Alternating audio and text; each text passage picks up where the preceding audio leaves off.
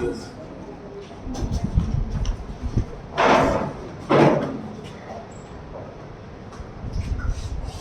Good morning, Lord. What shall I say? Good afternoon. नमस्ते का weather पूरे दिन के लिए ठीक है। पूरे दिन गुड मॉर्निंग का दिन है।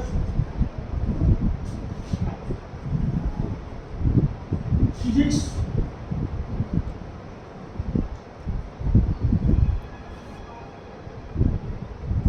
इंग्लिश में क्या बोलेंगे?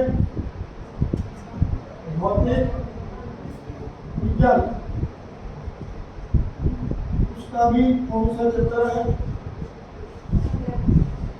कौन सा चैप्टर? लाइट। लाइट हिंदी में क्या कहेंगे? देखो जितना इम्पोर्टेंट तुम्हारे लिए इंग्लिश है ना, उससे कहीं ज्यादा इम्पोर्टेंट तुम्हारे लिए हिंदी है, क्योंकि कुछ बनकर भी आपको क्षेत्र में काम करना है, समाज में काम करना है। When you are supposed to walk in society, you are supposed to know the language of the society.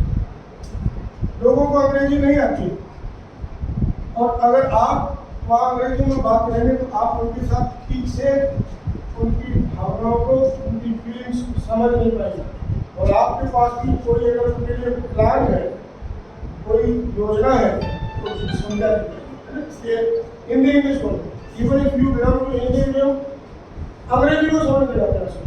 Science को जब आप पढ़ेंगे, जब भी विज्ञान को आप पढ़ेंगे, आपका जो ऊपर का जो नॉलेज है उस पर आपको इंग्लिश में जाना पड़ेगा। साउथ इंडिया के कोई साइंटिस्ट या राइटर हैं, उनकी बुक आप पढ़ना चाहते हैं, तो आपको फिर इंग्लिश में समझना पड़ेगा। इंग्लिश आपके लिए बहुत है। Even if you belong to English medium, तो फिर समाज में काम करने के लिए, लैब से उसे लैंड पर लाने के लिए, प्रयोगशाला की ज्ञान जो है उसको जमीन पर लाने के लिए, लोगों के व्यवहार में लाने के लिए आपको हिंदी आना आवश्यक है। तो इसलिए दोनों लैंग्वेज को साथ में आप में से कोई मुझे बताएगा प्रकाश क्या है? What do you mean by light? क्या है प्रकाश? क्या है लाइट? मैं कोई रटी हुई परिभाषा नहीं चाहता हूँ। मैं ये चाहता हूँ कि आप बताएं कि प्रकाश ही होता है। Anyone? Yes. नाम बताएं। प्रशांत शर्मा जी बताएं। लाइट एक ऐसी ऊर्जा है जिस प्रकार से हम चीजों को देख सकते हैं। एग्जैक्टली कोई भी ऊर्जा है ना, किसी भी तरह की ऊर्जा है, वो कोई ना कोई काम करती है। ऊर्जा की परिभाषा क्या है? Good, very good. ऊर्जा कोई भी है, ऊर्जा की परिभाषा क्या है? एनर्जी की डेफिनेशन क्या है? वो कोई ना कोई काम कर सकती है। ऊर्जा किसी भी वस्तु के कार्य करने की क्षमता है। It is the capacity to do work. तो ये लाइट भी ऊर्जा है, फिर ये भी कोई काम करती होगी ना। It should have the power to do something. तो बच्चे प्रशांत शर्मा ने बताया कि ये वो ऊर्जा है जिसकी मदद से हम वस्तुओं को देख पाते हैं। This is the energy. Light is the energy which helps us to view the objects. With the help of light we can see. आपके स्कूल दिन में ही क्यों लगते हैं, रात में क्यों नहीं लगते? क्योंकि रात में नेचुरल लाइट नहीं होती है। सूर्य का प्रकाश नहीं होता है। रात में भी लगा सकते हैं, पर आपको आर्टिफिशियली अरेंज करना पड़ेगा। You have to arrange it artificially. घर से आएंगे, वहाँ से गाड़ी की लाइट लगाना पड़ेगा, फिर यहाँ आएंगे, फिर लाइट में सारा काम करना पड़ेगा। और सबसे जो कंफर्टेबल लाइट हमारे लिए है वो सूर्य की। इसलिए जितना आराम से हम यहाँ कर लेते हैं, जितना दूर तक देख लेते हैं, उतना हमारा रात में नहीं रहेगा। That is why you are supposed to come to school in the day time, right? वो अलग बात है कि जब जरूरत पड़ेगी तो आपको रात में भी करना पड़ेगा, है ना? तालिबान में बहुत बड़ा संघर्ष चल रहा है अफगानिस्तान में। तालिबान और उसका एक छोटा सा इलाका है पंजशीर, तो पहाड़ियों से घिरा हुआ है। तो कभी भी किसी के हाथ में लगा पौधे से स्वतंत्र रहा है, तो वो लड़ रहा है सब, तो वो दिन और रात ना देखेगा, है ना? जिसे जो करना है काम, जब कोई ऐसी परिस्थिति आएगी तो रात में भी हम अरेंजमेंट करेंगे लाइट का।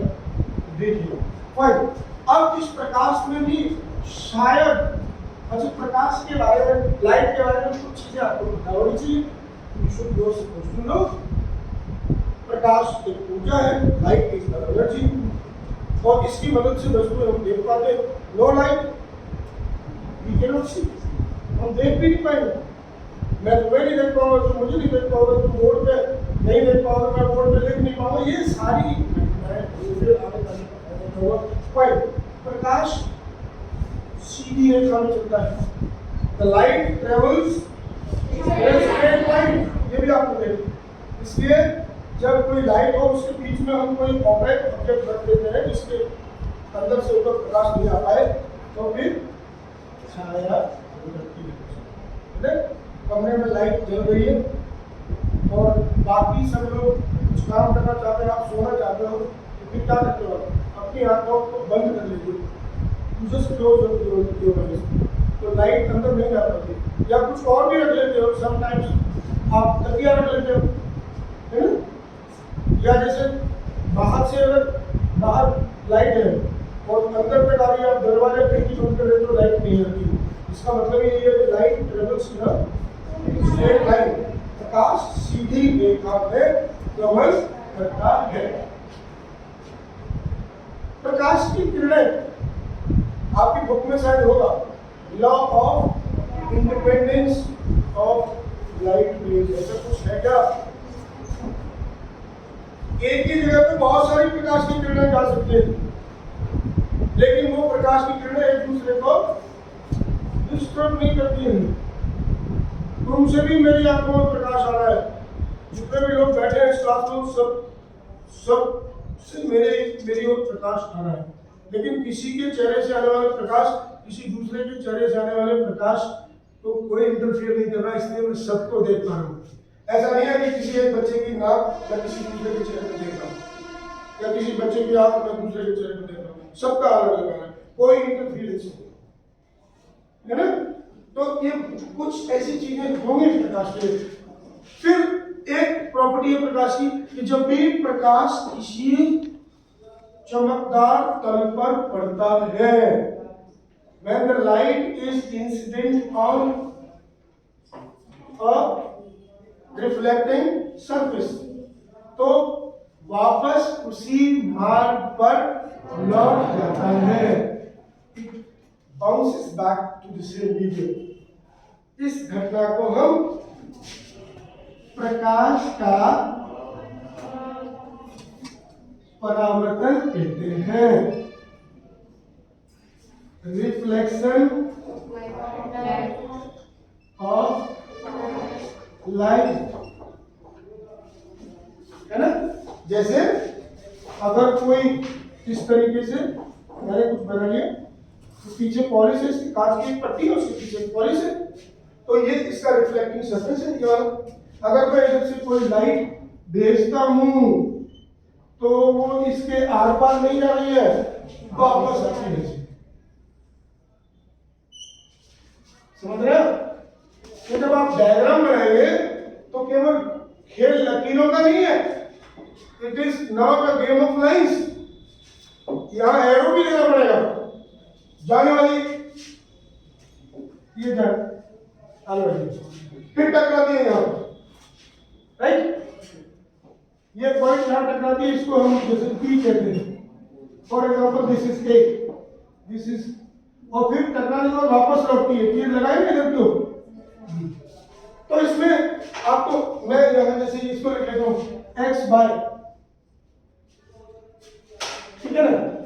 तो यहां ये जो चीजें हैं इनके बारे में थोड़ा सा हम देखें, जैसे what is X by, X by क्या है? हाँ, जैसे इन्होंने कहा, मेरा किसने कहा नाम बताएं, पाठक जी ने कहा मेरा एक्स बाई, इसको हम कहते हैं परावर्तक या रिफ्लेक्टिंग सरफेस, है ना। और ये आप ये जो देख रहे हैं ना, ये चीज इन्होंने एक शब्द बोला, इसलिए इस रिफ्लेक्टिंग सरफेस की मदद से ही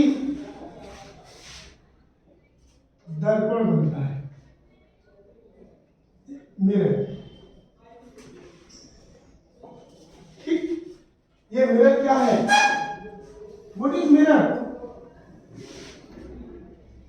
mirror is a reflecting device। ये तो XY तो ये है, लेकिन पीछे पॉलिश किए सबको मिला के ये मिरर बन जाएगा। XY इधर है, ठीक है ना? Okay fine. तो ये एक परावर्तन की क्या है? युक्ति है। युक्ति समझते हो? युक्ति माने मदद करने के लिए वस्तु, डिवाइस, मशीन। तो मिरर क्या है? Mirror is a machine of reflection. Mirror वो है जो लाइट का रिफ्लेक्शन कर दे, राइट? मिरर में क्या होगा? मिरर में कांच की पट्टी होगी, उसके अब तो कांच की जगह बहुत सारे प्लास्टिक्स हैं, उनका भी हम इस्तेमाल कर सकते हैं। साइंस बदल रहा है। उसके एक और हम पॉलिश करते हैं, जैसे अगर आपके घरों में जो जिसके सामने आप सुबह स्कूल आने से पहले चेक करते हो सब कुछ ठीक है, ड्रेसिंग टेबल जिसको आप बोलते हैं, शीशा बोलते हैं, उसके सामने जब आप खड़े होते हैं तो अगर उसको आपने कभी खोला हो या फूटा हो तो आपने देखा होगा एक कांच की पट्टी होती है जिसके एक ऑरेंज या ग्रे कलर का पेंट जैसा होता है, वो पॉलिश है। तो पॉलिश की ओर तो नहीं देखते आप, तो वो जो साइड है वो तो तुम्हारे किसी काम की है नहीं, लेकिन जिधर पॉलिश नहीं है उसके साइड में सामने आप खड़े रहते हैं तो आपको अपना चेहरा दिखता है और you can check your face, सब ठीक है नहीं, कुछ गड़बड़ तो नहीं, खाना खाने के बाद कोई खाने के पीसेस तो नहीं रहेंगे या कोई गलत तरीके से कुछ लगा तो नहीं, है ना? तो वो जो रिफ्लेक्टिंग सरफेस है, वो जो रिफ्लेक्टिंग सरफेस जिस डिवाइस में हम पैदा करते हैं वो लाइट का रिफ्लेक्शन करती है, उसी को हम मिरर कहते हैं, राइट? अब जैसे फॉर एग्जाम्पल अभी ये परावर्तन की युक्ति हो, आपने पढ़ा होगा कि जो मिरर है उनके कुछ टाइप्स होते हैं,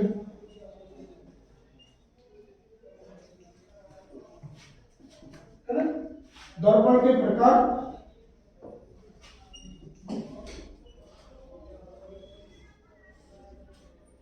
दो तरह के होंगे। क्या होगा? एक तो घर वाला, नहीं, समतल दर्पण, प्लेन मिरर, जिसे आप घर में यूज करते हैं।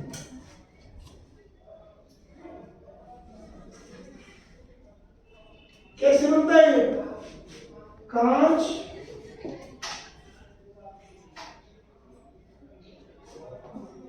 की पट्टी के एक और क्या कहते हैं?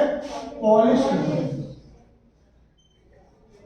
इंग्लिश में कर सकते हैं, you just polish one side of the glass strip, जो भी एक प्लेन स्ट्रिप है ना, जो कांच की समतल पट्टी।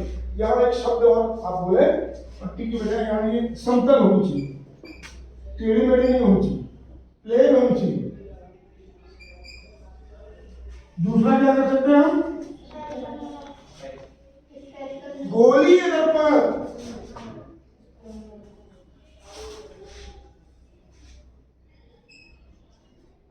इंग्लिश में क्या बोलेंगे? Spherical mirror. फाइन, ये क्या होगा? कैसे बनेगा? कांच का एक खोखला गोला लेंगे, जिसमें बॉल होती है, टेनिस की बॉल है ना, होती है, उसको काट दीजिए, दो टुकड़े कर लीजिए, तो कटोरे से आपके हाथ में आ जाएंगे दो, है ना? ऐसे कांच के गोले को, खोखले को आप काटेंगे तो दो कटोरे से बन जाएंगे। अब उनमें से एक तल एक होगा, दूसरा तल दूसरा होगा, है ना? तो एक तो ये अंदर वाला तल हो गया, एक ये हो गया, तो किसको क्या बोलेंगे? कोई बताएगा? यस साक्षी सर साक्षी यस जो गड्ढेदार हुआ ना उसे हम कौन के बोलेंगे? देखो याद करने का तरीका वेरी गुड वंडरफुल। ये जो गड्ढा है ना गुफा की इंग्लिश क्या होती है? केव होती है। याद करने का तरीका भूल जाते हैं तो केव गड्ढे के सही तो होता है। तो ये इसमें एक गड्ढा सा है गुफा सी बन गई इसलिए इस सरफेस को अंदर वाले को क्या कहते हैं? कॉन्केव। अवतल वो तल जो दब गया है अवतल है ना अवतल दर्पण। और बेटे ये क्या होगा? कॉन्वेक्स। This is convex. तो जो चोटी होती है ना उसको हम वर्टेक्स बोलते हैं तो उसी में से आया है एक्स। तो ये जो जो बीच में उठा होता है उसको हम कॉन्वेक्स बोलते हैं। उत्तल उत माने उठना जो उठा हुआ है बीच में कुछ भी रखने की आवश्यकता नहीं है।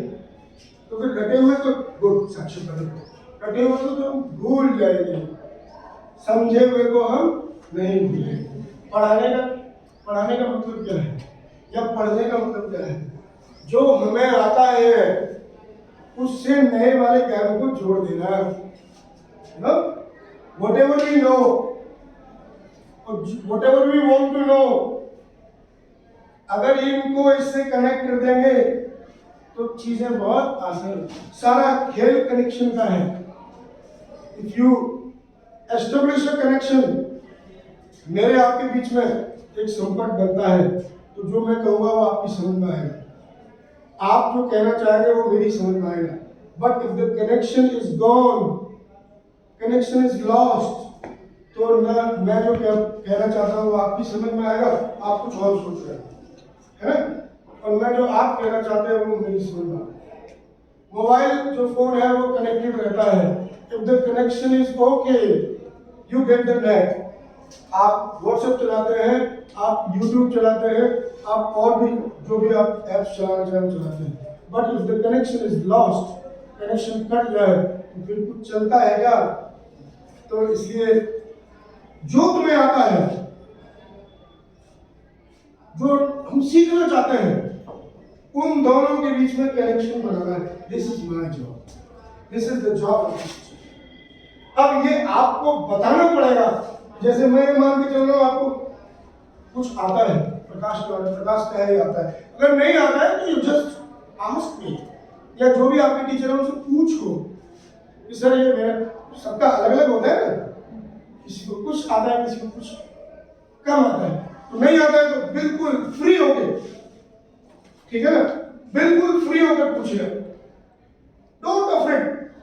हमारा क्या काम क्या है? हम तुम्हारे ऊपर शासन करने थोड़ा ना है। You are not our subordinates. आप हमारे मातहत नहीं हो आप हमारे प्रिय हो बेटे। You are our beloved. और हमारा जीवन तभी सार्थक होगा जब जिस काम के लिए तुम आए हो जो सीखने के लिए तुम आए हो उसको हम आपको सिखा सके। क्योंकि ये कोई मैं नई बात नहीं कर रहा हूं। I am not doing a new thing.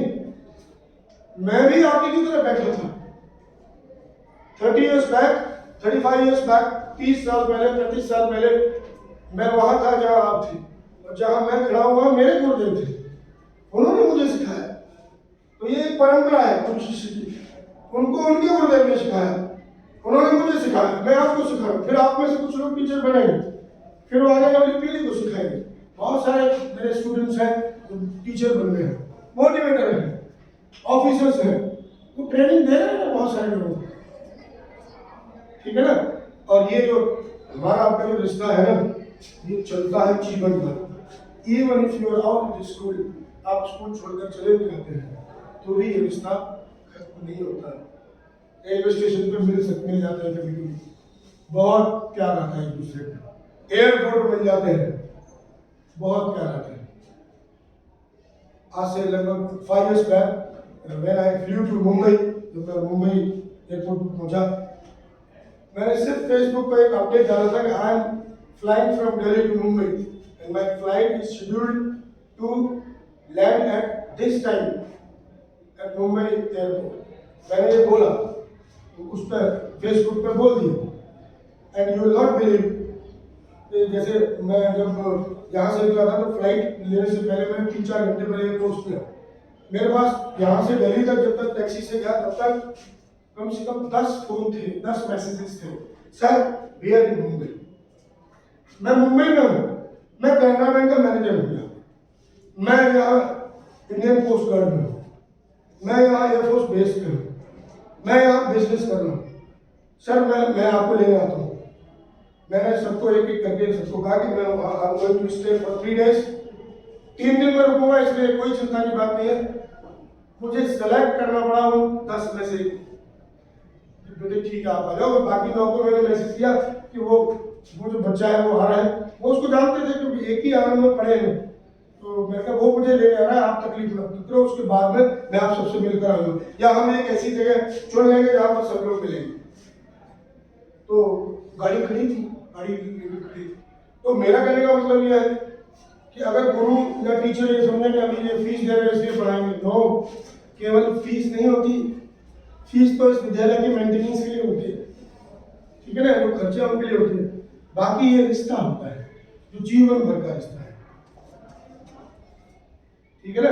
तो ये रहेगा हमारे आपके बीच में, तो इसलिए बिल्कुल झिझकना मत, क्योंकि तुम क्या बनोगे ये इस बात पर निर्भर करेगा कि तुम क्या सीखोगे, कितना सीखोगे, कितना मजबूती से सीखोगे, कितना क्लियरली स्पष्ट सीखोगे, तभी तो आप आगे बढ़ पाओगे। तो चाहे बेटी हो चाहे बेटा हो, नो डिफरेंस, कुछ भी पूछना कुछ हो, पूछ तब पाओगे जब पढ़ना खुद शुरू करोगे।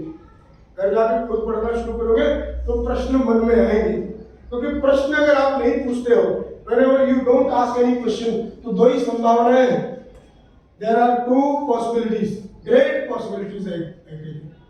या तो तुम्हें सब कुछ आता है, you know everything, या तुम्हें,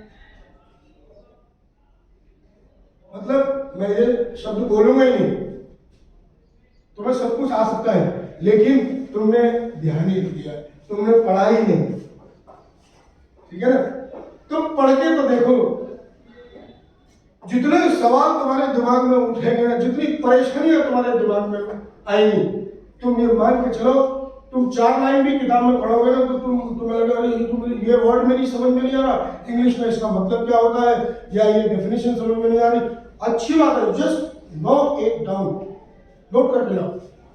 जब मैं यहाँ पढ़ाऊं या जब भी आपके टीचर पढ़ाते हैं तो आपके लिए क्वेश्चन आंसर सेशन रहेगा, उसमें आप उन सारे सवालों का जवाब पूछिए, सर इसका मतलब क्या होता है, उसका स्पष्ट होना चाहिए आपको। You should know the difference, सही अर्थ आपको आना चाहिए। जैसे कभी कभी होता है आपने पढ़ा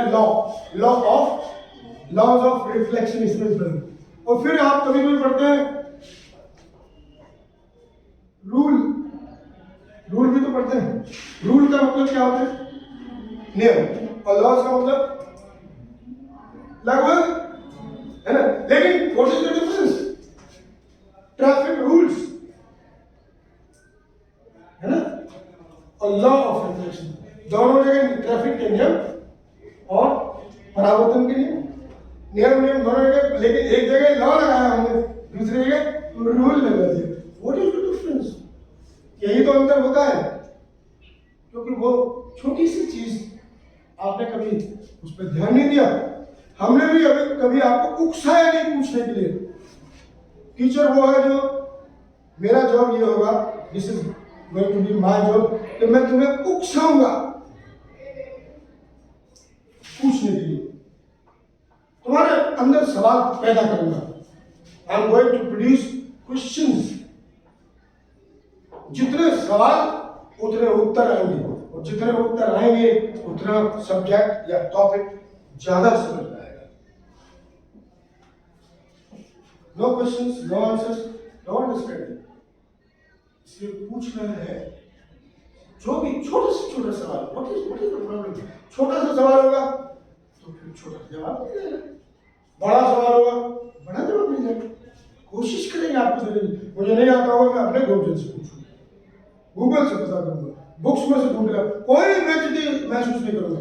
अ teacher should never feel insulted जब उसको कोई प्रश्न पूछा गया और उसका उत्तर उसे सही से नहीं आता है। इट इज हिज और हर ड्यूटी ढूंढने की, खोजने की, ये टीचर की ड्यूटी होती है खोजने और ढूंढने की, पूछने की कहीं से, ताकि तुम्हें सही उत्तर लाके दे सकूं। तुम भूखे हो, तुम बच्चे हो, माँ का तो ये रोल होता है ना कि कहीं से भी लाएगी, तुम्हारी पसंद में उसे कन्वर्ट करेगी, है ना। तोरई तुम्हें अच्छी नहीं लगती है, लौकी तुम्हें अच्छी, हरी सब्जी तुम्हें नहीं लगती। नॉर्मली सभी बच्चों के साथ यही होता है, you don't like green vegetables, लेकिन तुम्हारे शरीर के लिए सबसे ज्यादा जरूरी तो वही है। फिर क्या करती है माँ, उस हरी सब्जी के साथ में वो चीज मिलाती है जिस जो तुम्हें पसंद है। आलू मिलाती है, पालक आलू बनाती है, तुम आलू के लालच में उस पालक को भी खाए जाते हो। So this should be the job of the teacher, जो तुम्हें पसंद है। अगर तुम्हें ऐसा पसंद है कि तुम्हें गाने सुनना अच्छा लगता है, तो I am going to teach physics in a musical way. यदि तुम्हें डांस अच्छा लगता है, तो I am going to teach you physics in a dancing manner. तुम्हें अगर अच्छा लगता है खेल में गेम की तरह फिजिक्स पढ़ना है, तो मेरा ये जॉब है कि मैं खेल बच्चों से, क्योंकि मेरी सफलता, माई सक्सेस, मेरी तपस्या तभी पूरी होगी जो जॉब मुझे दिया गया है ईश्वर ने तुम्हें सिखाने का, वो पूरा हो जाएगा। तो ये केवल तुम्हारी जिम्मेदारी नहीं है सीखना, ये जब तुम सीख जाओगे, तुम पढ़ जाओगे, तो ये तुम्हारी सफलता नहीं है अकेले की, वो हमारी सफलता है। Yes, we have done the justice with our job, हमने अपने काम के प्रति पूरा ध्यान किया है। तो अभी मैंने आपको केवल आउटलाइन दिया है, ठीक है ना। कल हम इसको डिटेल में पढ़ेंगे। अभी मैं आपको उकसाना, go to your homes and study, इस चैप्टर के 2-4 पन्ने पढ़ डालो, और मुझे अच्छा लगेगा तुम प्रश्न लेकर आओ। Come along with the questions, तुम्हारे बैग के साथ, तुम्हारी पानी की बॉटल के साथ, तुम्हारे मार्क्स के साथ, तुम्हारे साथ प्रश्न भी आने चाहिए। I welcome your questions more than you, तुमसे ज्यादा तुम्हारे प्रश्नों का इंतजार रहेगा। आज की क्लास के लिए thank you very much. I think this is class 10th, कक्षा 10 की पहली कक्षा है। मैं इंट्रोडक्शन देना चाहता था, और मुझे पता है कि आप ये सब पढ़ रहे हैं।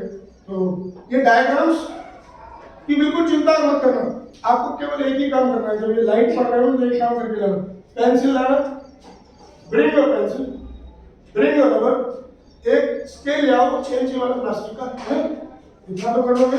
और अगर प्रकार ला सको तो, सब नहीं ला सको तो 2-3 लोगों के बीच में ये भी, ठीक है ना। बस प्रकार थोड़ा सा जो है वो थोड़ा सा डेंजरस होता है, वो शार्प एंडेड होता है, बैग में रखते समय ध्यान से रखना है। इस्तेमाल करते समय भी ये रखना है कि आपको कोई नुकसान नहीं पहुंचे, इट डजंट हार्म यू, और न किसी दूसरे को पहुंचे, न उसको हाथ में लेकर खेलना उस तरीके से है कि खेल में किसी के लग जाए, ठीक है ना। आई थिंक ये हमारा जो सेशन होगा, ये ईश्वर की कृपा से अगर ईश्वर ने आशीर्वाद दिया और आप सब कोरोना प्रोटोकॉल का पालन करते रहे, तो this is going to be a very nice session. और इस सेशन में आप बहुत कुछ सीखेंगे।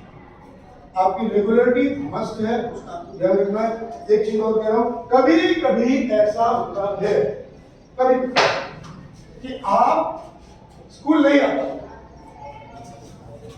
है ना, बीमार हुआ, या कोई फंक्शन आपके घर में, या कोई और परेशानी होती है, तो उसके लिए मैं आपको एक सोल्यूशन दे रहा हूँ।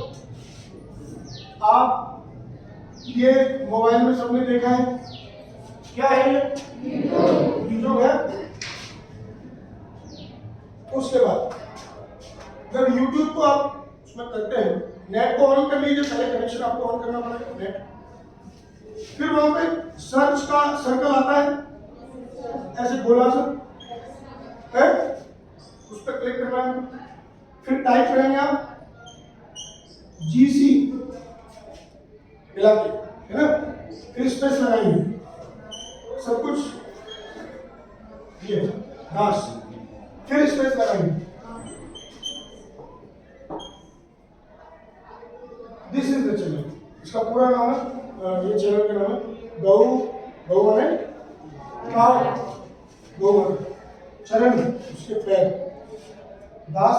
है ना। तो मैं अपने आप को इस समय 2 वर्ष से जब से कोरोना आया है, मुझे खुशी है आप सब लोग सुरक्षित हो। मैं आप सबके लिए प्रार्थना करता था गौ माता से, मेरे सभी बच्चे सुरक्षित है नहीं, खुशी की बात। तो मैं गौ के चरणों का दास 2 वर्ष से हूँ। तो मेरे गुरुदेव हैं गौ सेवा के, उन्होंने मुझे देखा कि इसके आगे मैं एक नाम और आपको लिखा माधव, तो मैंने लगा, तो इसी नाम से मेरा चैनल है। उस चैनल को आपको क्या करना है, सब्सक्राइब करना है, ठीक है। और उसके बाद में आपको घंटी होगी ना, वो जो घंटी है उसको दबाना है। फिर जितने भी वीडियोज आया करेंगे, चाहे वो गौ सेवा के हो, चाहे मैं कहीं पर भजन गा रहा हूँ, वो तुम्हारी मर्जी है, सुनना ना सुनना वो, या क्लास में जितना भी रिकॉर्ड किया गया वो सब आपके पास पहुंचेगा। तो इस क्लास को भी आप शाम को देख पाएंगे, ठीक है। तो आपके घर में कोई ये जरूरी नहीं है कि तुम इसके लिए घर जाकर दवा डालोगे, अब तो मोबाइल करवा लो, सब नहीं प्यारे। आपके भाई के पास मोबाइल है, उसमें आप कर सकते हो। आपकी माँ पिताजी के साथ पास मोबाइल है, उसमें कर सकते हो, सब में कर सकते हो, है ना। हम बिना बात में कुछ उल्टा सीधा देखें उससे तो बढ़िया है हम अच्छी चीज देखेंगे, है ना। तो उसमें आप सब्सक्राइब करें, प्रेस कर दें बेल आइकन को। घर में नहीं है तो भी कोई दवा मत डालिए, अगर पड़ोसी जो है तो उसके ऊपर कर दिए, उसमें से देखिए, ना कोई जरूरत पड़ी तो क्या प्रॉब्लम है, ठीक है ना। और जब कोई वीडियो आपको अच्छा लगे, you can like it, you can put a comment also, ये अच्छा लगा या इसमें ये और होता तो और अच्छा होगा, ठीक है ना। So this is how we are going to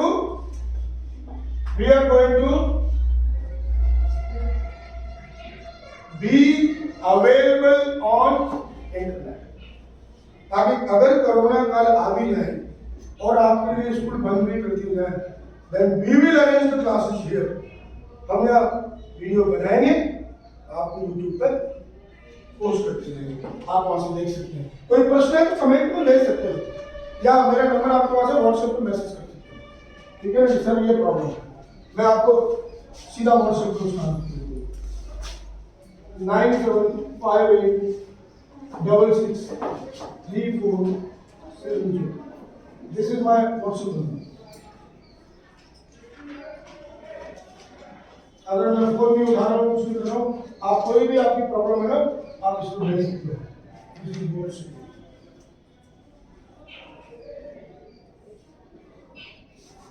I think आप सब लोग कॉपरेट करेंगे।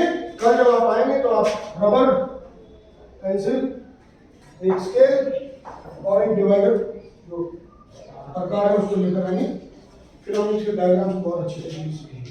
Thank you very much.